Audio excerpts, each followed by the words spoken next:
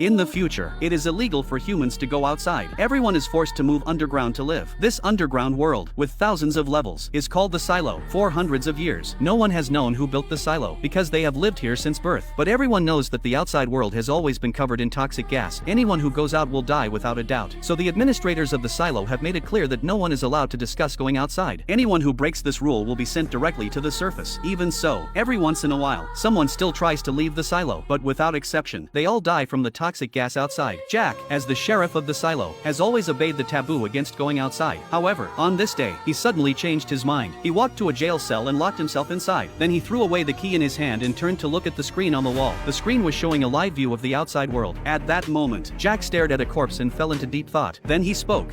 Should have done it 3 years ago. Just then, his colleague John happened to appear. When John learned that Jack wanted to go outside, he broke out in a cold sweat. He urged Jack not to do anything foolish, but Jack firmly said those words anyway. I want to go out.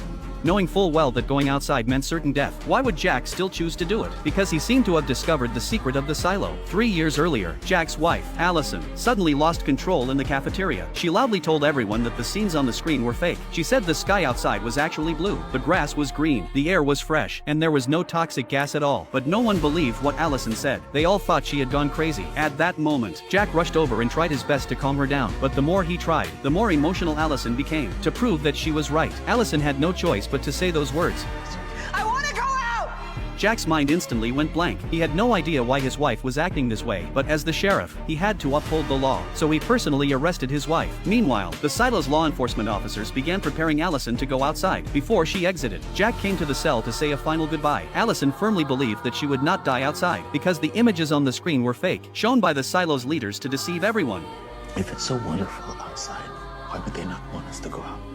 She knew that without solid proof, her husband would never believe her, so she made an agreement with him after she went outside. If the world was truly barren and full of toxic gas, she would not clean the camera lens. She would wave goodbye and accept the consequences of being wrong. But if the outside world was blue skies and white clouds, filled with life and beauty, then she would clean the camera lens and climb over the hill to uncover the truth. Soon, the officers dressed Allison in a protective suit. Without hesitation, she walked out of the silo. At the same time, everyone gathered in the cafeteria, staring at the big screen. They watched as Allison slowly stepped outside and looked around. Jack, from the screen in the jail cell, witnessed everything. Not long after, Allison walked up to the camera and began to wipe the lens. The crowd erupted in cheers. A relieved smile appeared on Allison's face. Jack could hardly believe what he was seeing. Then Allison began walking toward the hill, but after only a few steps, the thing Jack feared most happened. She suddenly collapsed to the ground and never stood up again. Her death planted doubt in Jack's heart, because she had cleaned the camera lens. So Jack voluntarily asked to go outside, hoping to uncover the truth. After putting on the suit, he stepped out of the silo without hesitation. Once again, everyone gathered before the cafeteria screen. When Jack walked outside, he was completely stunned by what he saw. The world outside was exactly as his wife had described. Blue skies, green grass, and birds flying in the air. He wanted to tell the residents of the silo the truth, so he turned and walked toward the camera. He wiped the lens clean with a piece of wool. The residents cheered once again.